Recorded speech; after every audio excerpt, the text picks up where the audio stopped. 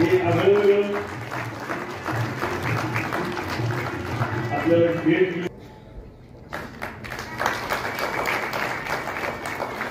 पद्माकर कुलकर्णी सोलापूर जिल्ह्याचे प्रतिनिधी म्हणून आहेत आणि त्यांचे कार्य सोलापूर जिल्ह्याच्या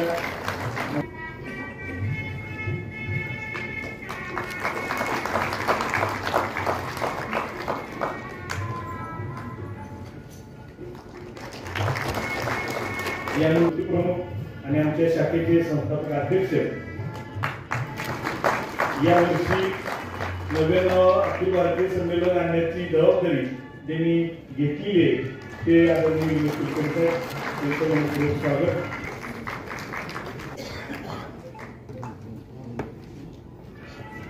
आमच्या नेहमी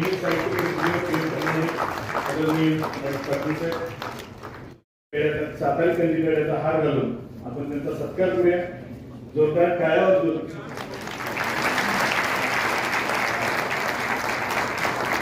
सातारपूर कंदीपेढ्यासाठी सर्वदूर पसरावी अशी या दोघांच्या शुभ असते. आणि कुलकर्णी यांच्या शुभ त्यांचा सत्कार होतोय.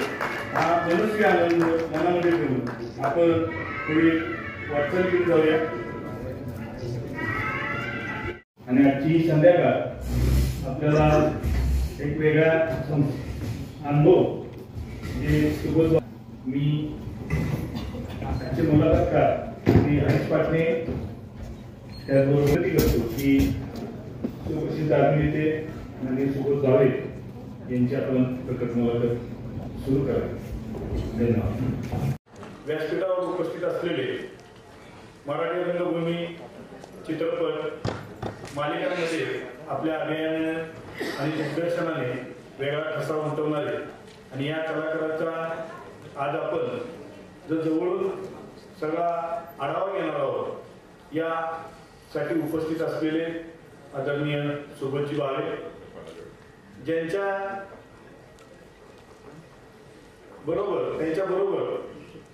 त्यांची मुलाखत घेणारे मुलाखतकार आदरणीय श्री विनोद कुलकर्णी कोषाध्यक्ष मसाप पुणे, त्याचबरोबर माननीय हरीश पाटणे अध्यक्ष पुणे विभागीय अधिस्वीकृती समिती, या दोघांच्या वतीनं हे दोघं आदरणीय सुबोध बावेची मुलाखत घेणार आहेत, प्रकट मुलाखत घेणार आहेत.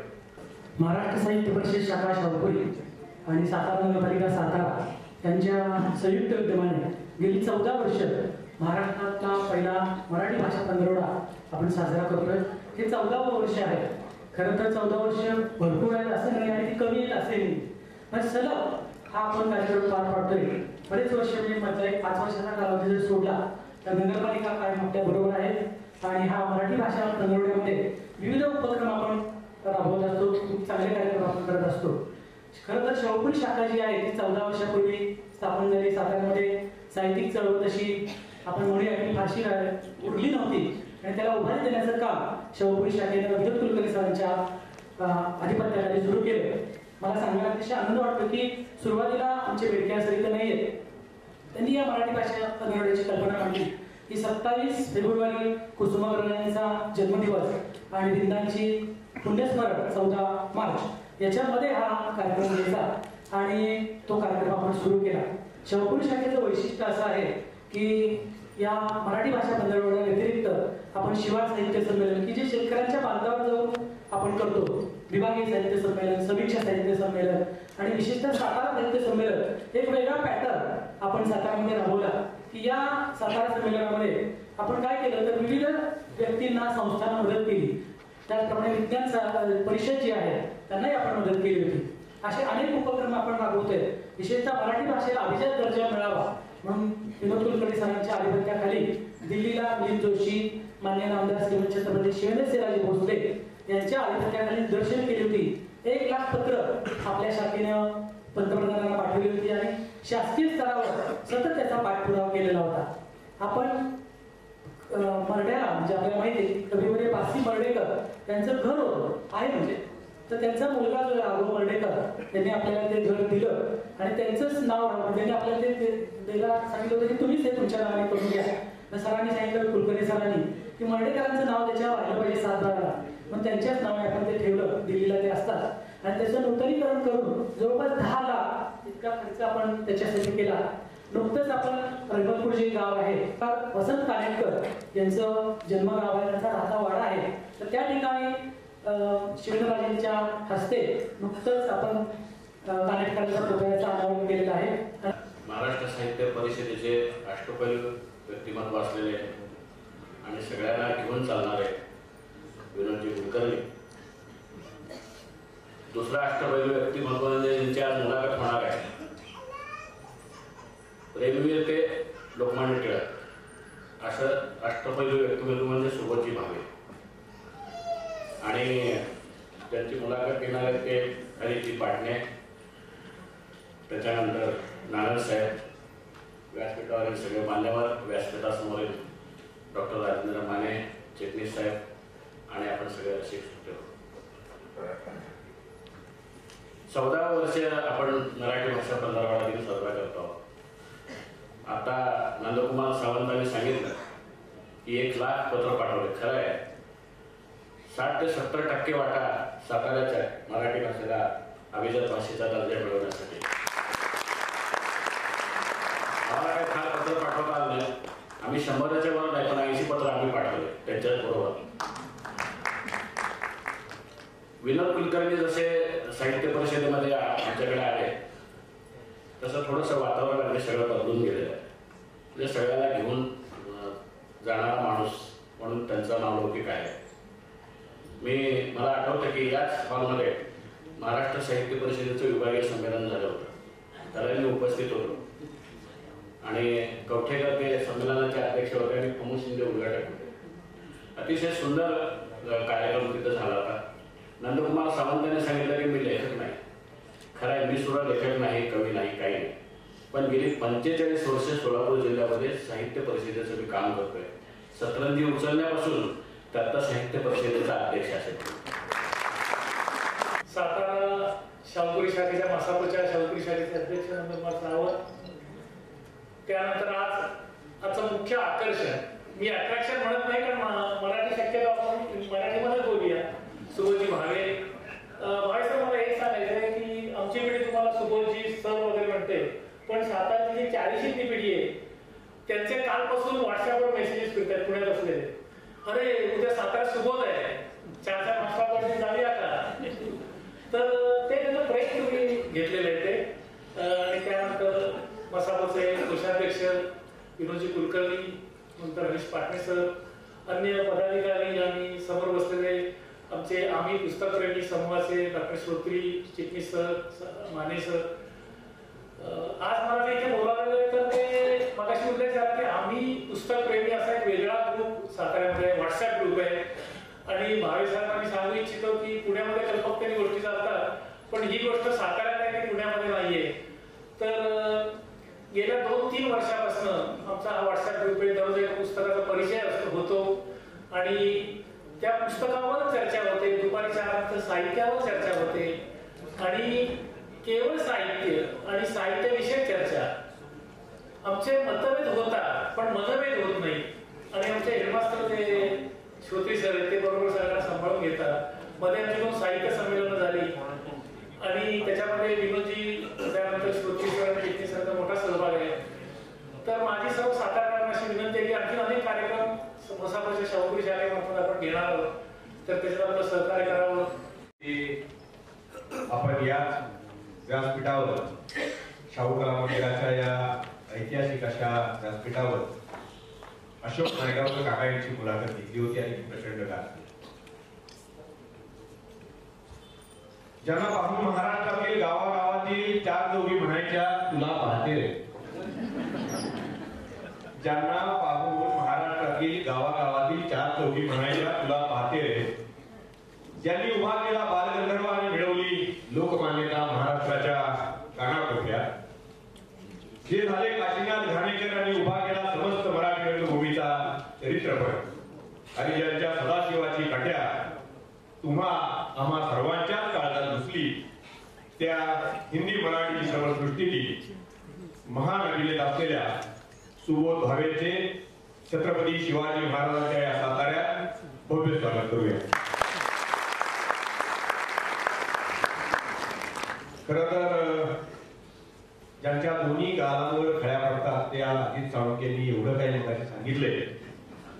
त्यामुळं मी आता विस्तारानं सुबोध भावेंविषयी काही सांगणार नाही, कारण आपण सर्वजण सुबोध भावेंना ऐकणार आहोत. साताराच्या या रंगमंचानं हा मराठी भाषा पंधरवडा आहे. मराठी व्याकरणामध्ये 3 प्रयोग असतात. सातारच्या या रंगमंचानं सुबोधजी कर्तरी प्रयोग पाहिलाय, कर्मणी प्रयोग पाहिलाय आणि आता महाराष्ट्राच्या साहित्य, कला, संगीत, रंगभूमीच्या क्षेत्रामध्ये मुसाफिरी करणारा, महाराष्ट्राच्या सांस्कृतिक समाज मनावर अधिराज्य गाजवणारा भावे प्रयोग ऐकूया. खरं तर सातारकरांना भावे ह्या आडनावाविषयी खूप प्रेम आहे. कारण भावे बडीशेप खाल्ल्याशिवाय सातारकरांचा दिवस सुरू होत नाही. भावे नावाविषयी आपल्याला आकर्षण आहे. आणि भावे आडनाव फक्त बडीशेपमध्येच आपण ऐकलं होतं, पण अभिनय क्षेत्रात भावेने जो चमत्कार करून दाखवला, म्हणजे मराठी चित्रपट सृष्टीत सुद्धा एक सुपरस्टार आहे, तो सुबोध भावे नावाचा आहे. तर हा तुमचा जो प्रवास अभिनय क्षेत्रातला आहे तो इतका सहज सोपा होता का? आणि तुम्हाला अभिनय क्षेत्रामध्ये जावंसं का वाटलं? तर काही संघर्ष वाटायला आला का? आणि झट दिशेने तुम्ही इतके लोकप्रिय व्हाल असं तुम्हाला वाटलं होतं? नमस्कार. सुरू आहे ऐकू?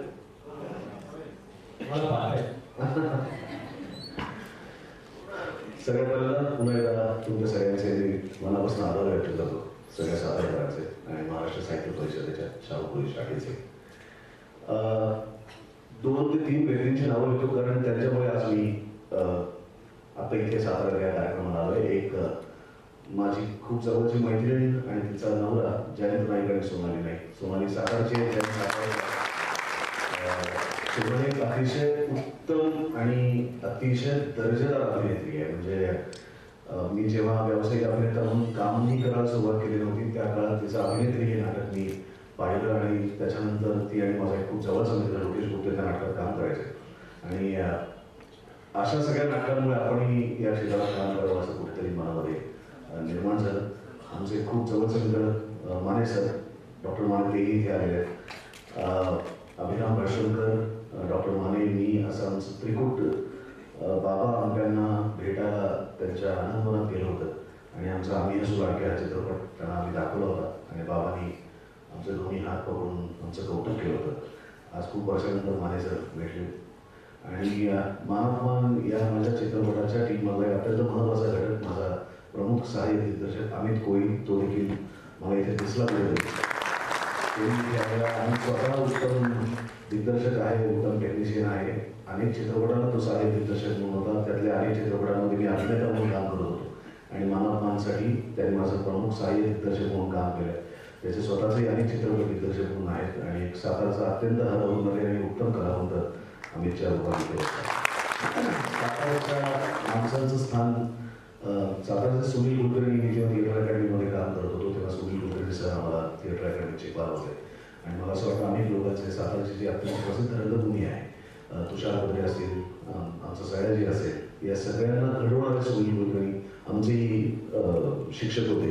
त्यामुळे या सगळ्या माणसांचा आयुष्यातला प्रवेश काही ना काहीतरी देणार होता. आता तुम्ही विचारलेला प्रश्न करेल, अभिनय करायचा होता का? तर लहानपणापासून बिलकुल करायचा नव्हता. त्याची आवड होती का? तर बिलकुलच नव्हती. शाळेत असताना मी खेळामध्ये जास्त रमायचो. मी मलखांब खेळायचो, मी जिम्नॅस्टिक खेळायचो, स्विमिंग खेळायचो, ग्राउंडवरचे खेळ जास्त खेळायचो आणि 10वीपर्यंत नाटकाचं वारं किंवा आपण नाटकात काम करूया, त्यातली आपल्याला आवड आहे, अभिनयाची आवड आहे, असं काही विचारसुद्धा डोक्यामध्ये नव्हतं. तर माझ्या घरातलंही कोणी त्याच्यात नव्हतं.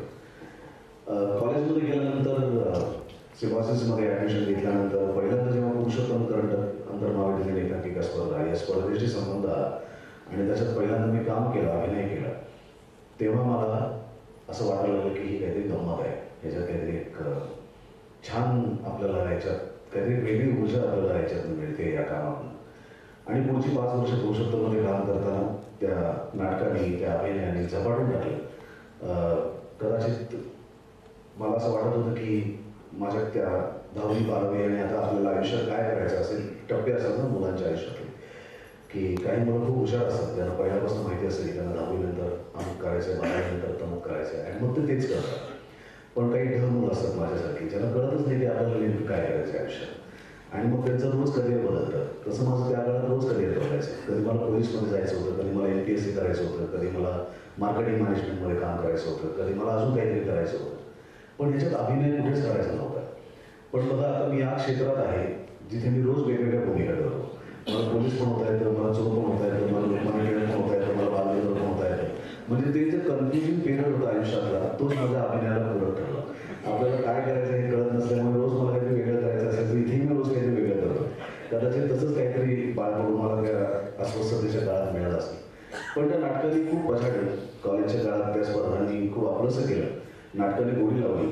माझ्याबरोबर काम करणारे किंवा माझ्यापेक्षा थोडेसे सिनियर असलेले लोक जेव्हा त्या भरतनाट्य मंदिरमध्ये पुरुषोत्तमच्या स्पर्धेमध्ये मी काम करताना बघत होतो, अमृता सुभाष सारखी अभिनेत्री असेल, प्रसाद ओक सारखा अभिनेता असेल किंवा आमचा निखिल रत्नपारखे सारखा अभिनेता असेल, उपेंद्र लिमये असेल, देवेंद्र साळवेकर असेल, या सगळ्या संजय पवार आमचे लेखक त्याच काळात संजय पवारच्या अनेक एकांकिका मुलं आमची बसवत होती किंवा आमचा योगेश सोमन सारखा त्या काळातला लेखक दिग्दर्शक असेल, सोनाली कुलकर्णीच्या एकांकिका असतील.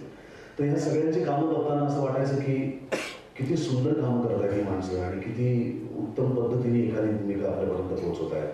तर असं कधीतरी आयुष्यात आपल्याला करता येईल का? आणि त्या एका गोष्टीने झपाटून टाकलं. त्या नाटकाची गोडी लागली, अभिनयाची गोडी लागली. MCOM पर्यंत मी पुरुषोत्तममध्ये काम केलं. तोपर्यंत नोकरी करावी असं डोक्यात होतं. पण त्या अभिनयाचं गारुड इतकं मनावरती भिनलं की त्यांनी मला फायनली नोकरी सोडायला लागली आणि या क्षेत्रात यायचं ठरवलं. आणि यशस्वी होईल असं डोक्यात होतं का? तर कधीच नव्हतं. आता यांनी पाटलांनी आपण जेव्हा कार्यक्रमाची सुरुवात केली तेव्हा 15 लोक इथे होती आणि ते म्हणले की चला कार्यक्रम सुरू होताना हॉल हळूहळू भरतोय. तर मी म्हटलं कमी लोक असण्याची सवय आम्हाला, त्यामुळे त्याचं काही वेगळं वाटत नाही. आम्ही मराठी चित्रपट आणि नाटक करणारी माणसं समोर प्रेक्षक नसण्याची आम्हाला सवय असतील तर तो बोनस आहे आमच्यासाठी. त्यामुळे आपण यशस्वी होऊ का, आपल्याला खूप यश मिळेल का, यापेक्षाही महत्त्वाचं होतं की आपल्याला अभिनय करता येईल का. आणि माझ्यासाठी तो जास्त महत्त्वाचा होता की ज्या गोष्टीची आपल्याला आवड आहे, ज्या गोष्टीसाठी आपण सगळं सोडून इथे आलेलो आहे, तर ते आपल्याला करता येईल का. यशस्वी म्हणून माझ्या हातातच नाही आहे, ते प्रेक्षकांच्या हातात आहे, त्या कलाकृतींच्या हातात आहे. ती चांगली झाली, तुम्हाला आवडली तर ती यशस्वी होईल. चांगली नाही झाली, वाईट झाली, तुम्हाला नाही आवडली तर यशस्वी होईल. पण माझं काम आधीच्या कामापेक्षा चांगलं होतं की नाही ती गोष्ट माझ्या हातात आहे. आणि त्या बाबतीत म्हणाल तर हो, मी यशस्वी आहे. पण ह्या रुढार्थाने पैशाच्या यशाच्या बाबतीत म्हणाल तर मला माहीत नाही. पण ती गोष्ट कधी मनातही नव्हती जेव्हा या क्षेत्रात प्रवेश केला. इथे आलो तेव्हा फक्त अभिनय करायचा आणि अभिनय करायचा एवढंच डोक्यात होतं आणि अजूनही तेच.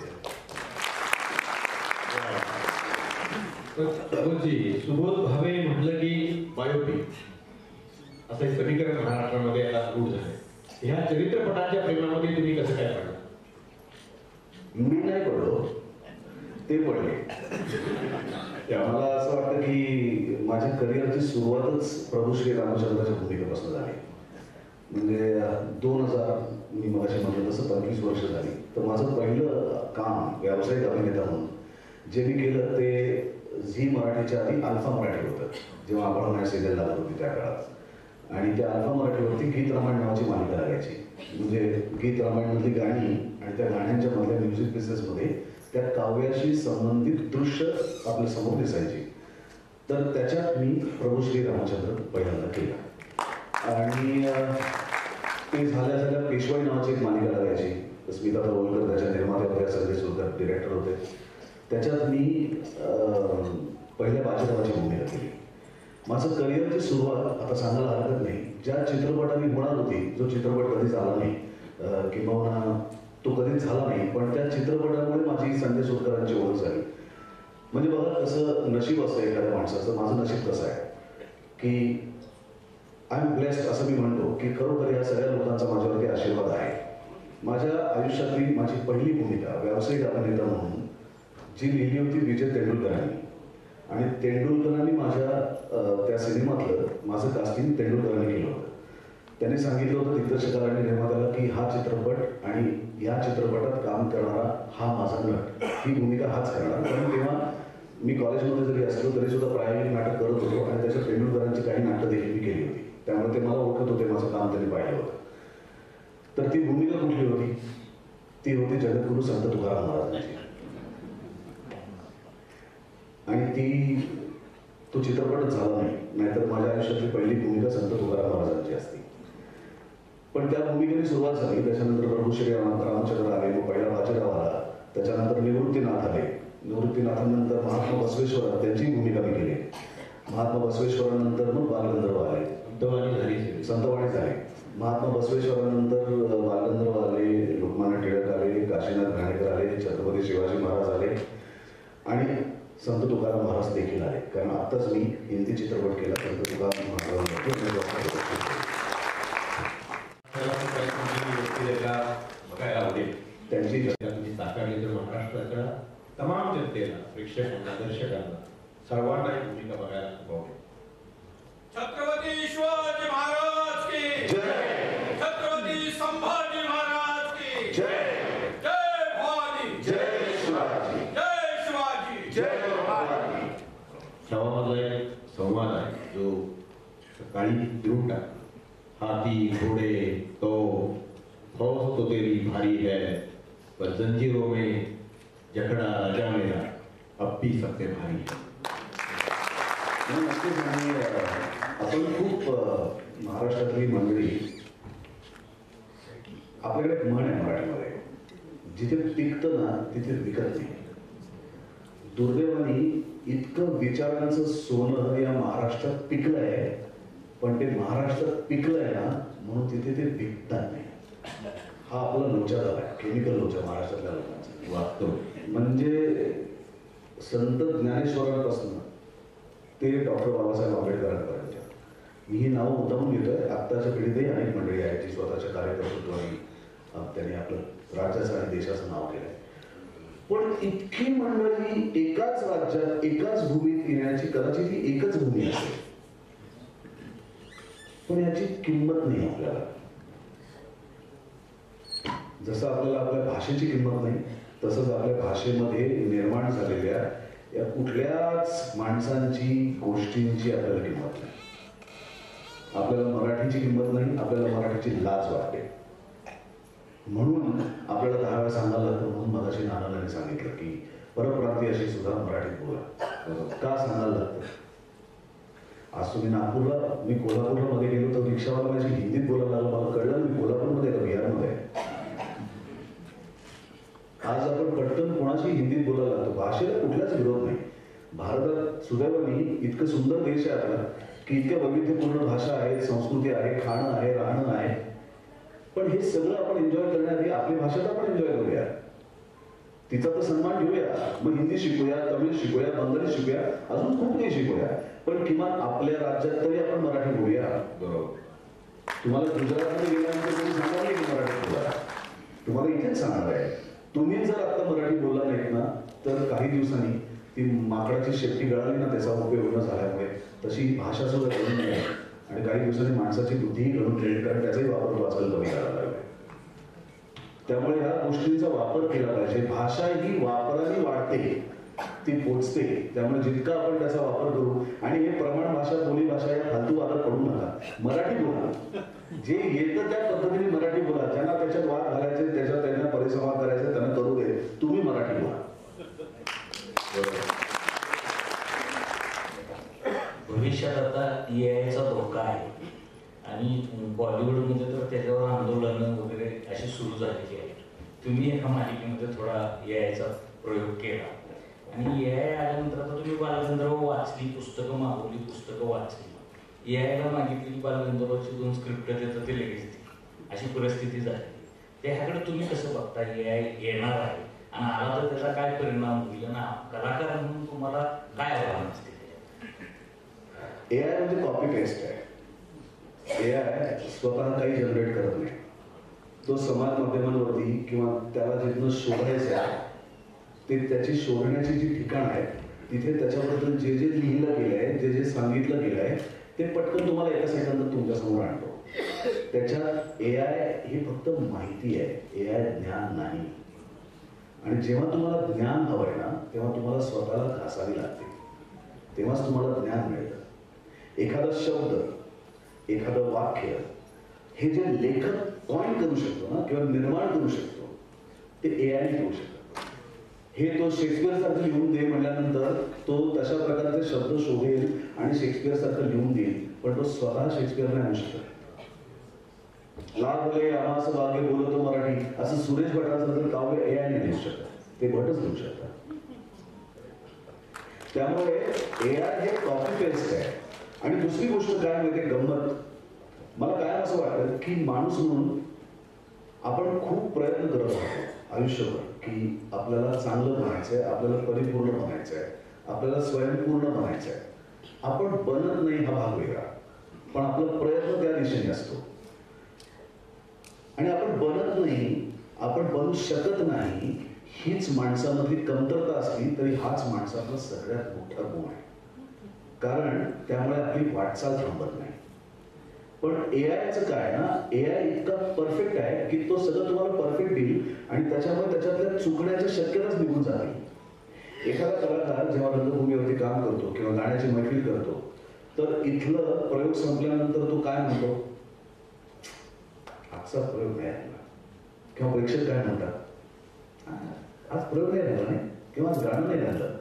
किंवा त्या एखाद्या मैफिलीत तो कलाकार काहीच ठरवत नाही, पण कधीतरी त्या रागांमधला एखादा सूर त्याचा असा लागतो की त्याच्याबरोबर ते अख्खं प्रेक्षागृह रडायला लागतं, डोळ्यात पाणी येतं त्यांच्या, कारण तो सूरच कधी ऐकला नसतो. पण तो रोज नाही होत, तो एकदाच होतो.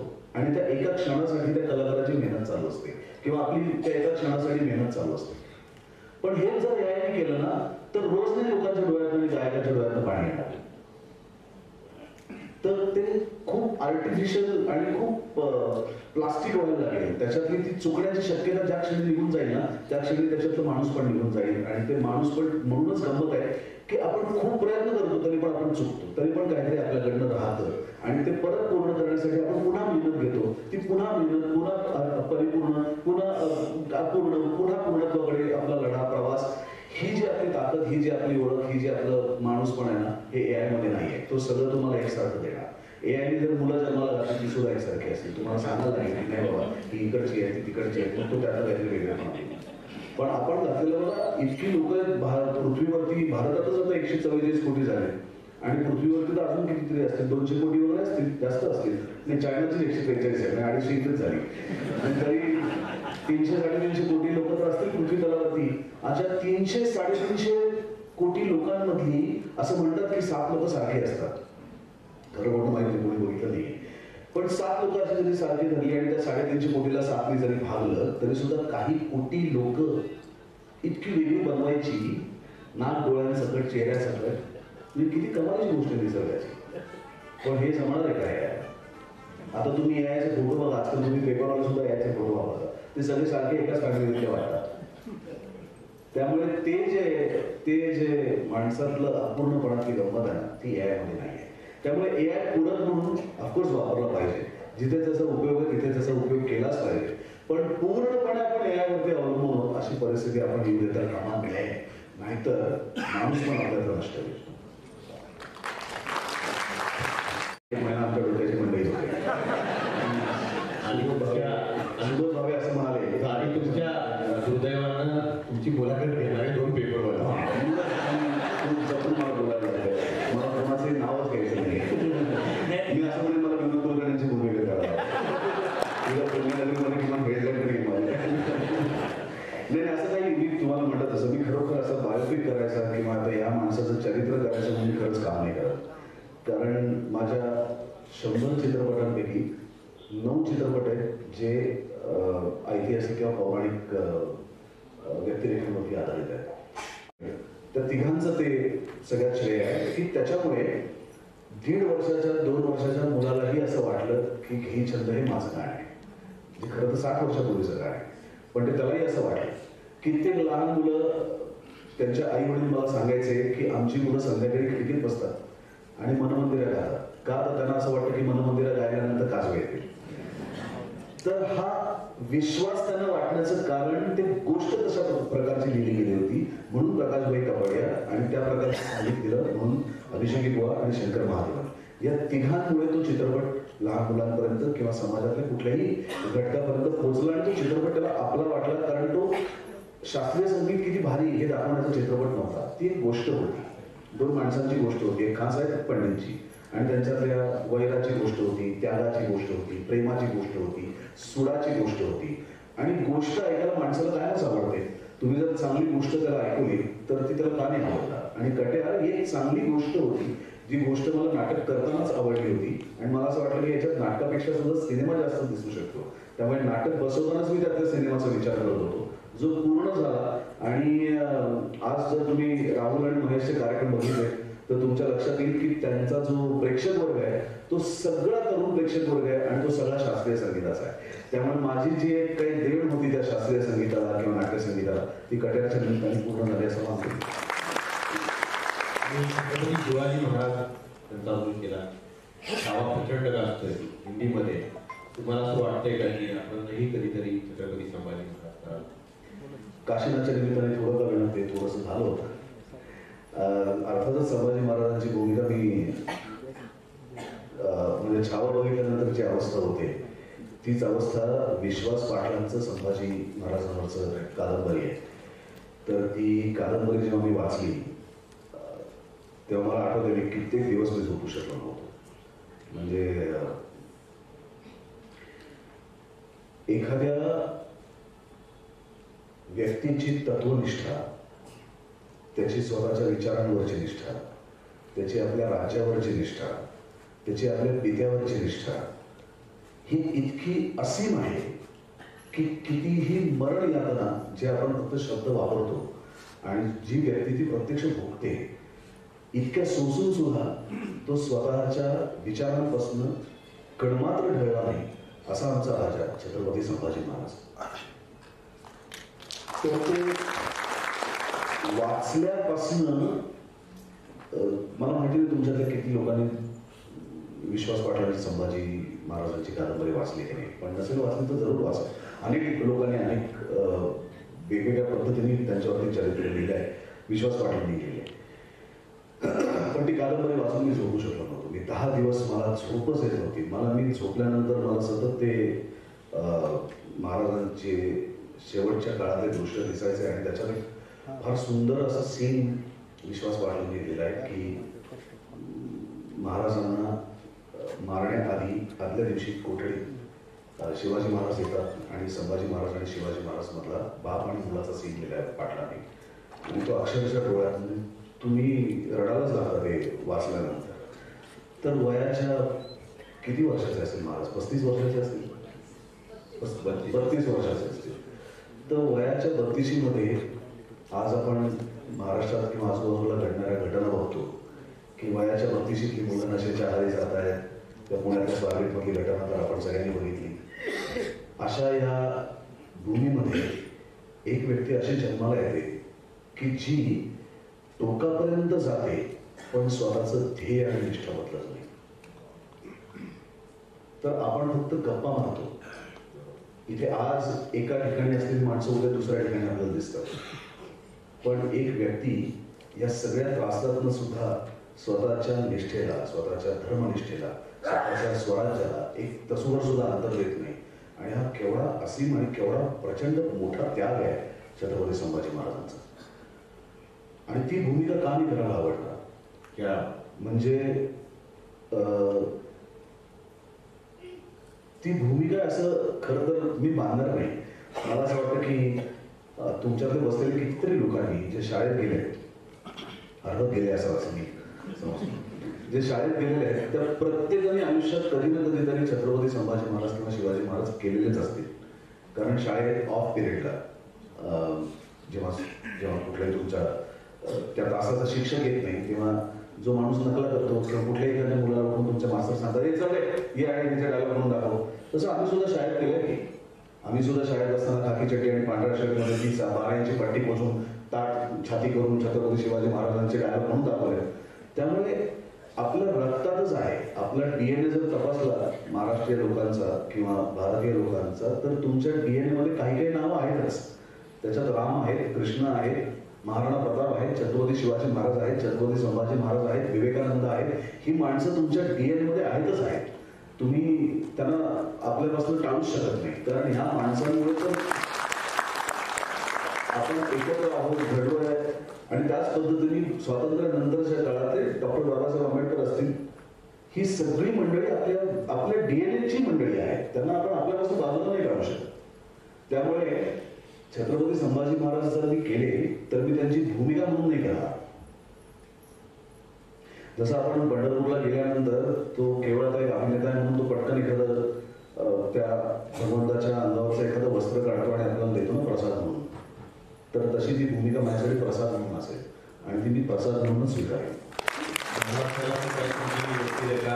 बघायला आवडेल त्यांची साकारली तर महाराष्ट्राच्या तमाम जनतेला, प्रेक्षकांना, दर्शकांना सर्वांना ही भूमिका बघायला खूप आवडेल.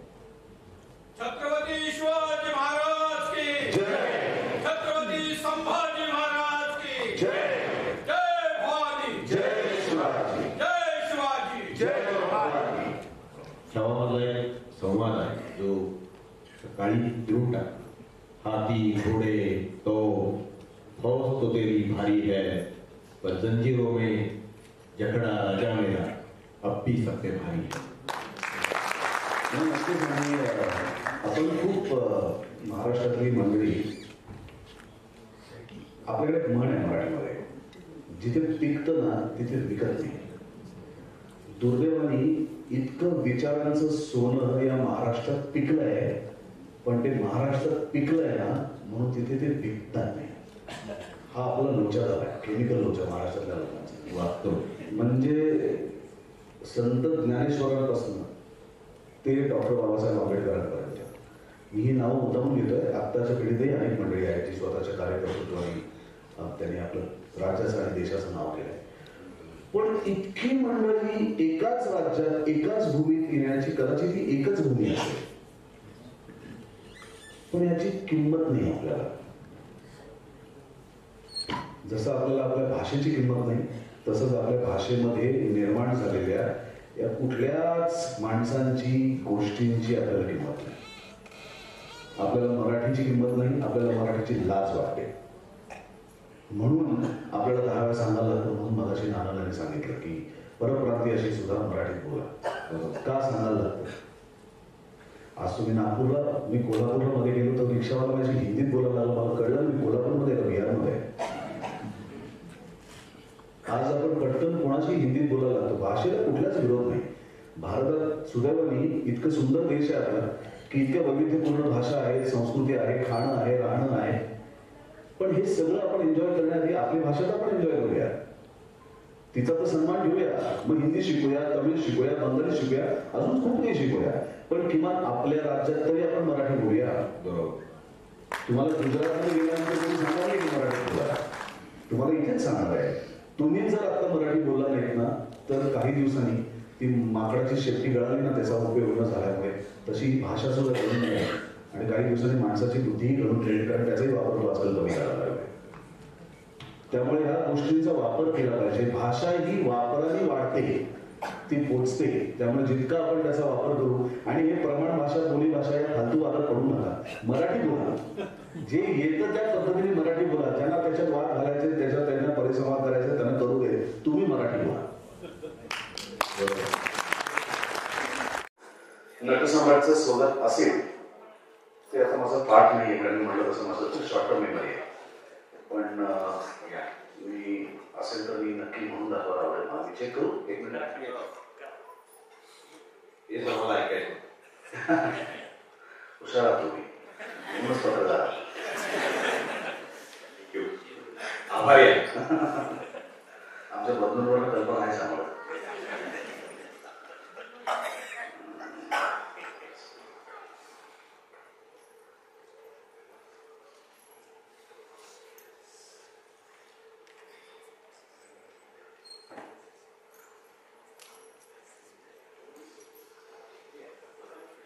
ते नाही वैभवची कविता आहे तुळशीची. सुखादाय साहित्य, सुखादाय साहित्य हे कसं जमवतेस सांग ना. सुखादाय ऐकतो हे कसं जमवतेस सांग ना. तुडुंब डोळ्यामधील पाणी कुठे लपवतेस सांग ना. अजून गेली नसेल ना ती रुसावयाची सवय तुझी. अजून गेली नसेल ना ती रुसावयाची सवय तुझी, कोणी न समजवता मनाला कसे हसवते सांग ना. आता तरी आणखीन कोणी तुझ्या विना आरशामध्ये, आता तरी आणखीन कोणी तुझ्या विना आरशामध्ये कुणास पाहून लाजऱ्या पापण्या झुकवते सांग ना. नव्या नव्या दागदागिन्यांची तदात नाही तुला तरी, कशाच देहावरी जुने चांदणे मिरवते सांग ना.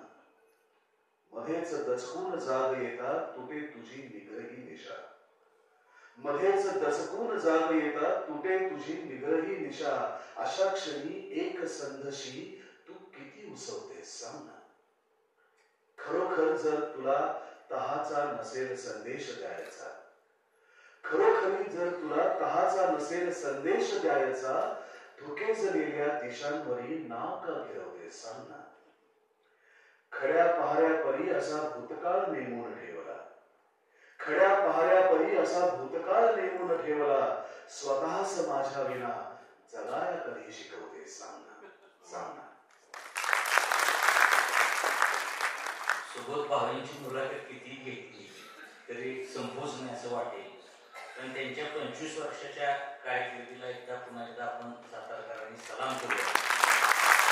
सुबोध भावे मुलाखत 1.5 तासाहून अधिक काळ चालली. ती मुलाखत अक्षरशः सातारकरांच्या काळजात घुसली. सुबोध भावे आले या कार्यक्रमासाठी, त्यांचे मित्र नाईक त्यांचे मी आभार मानतो.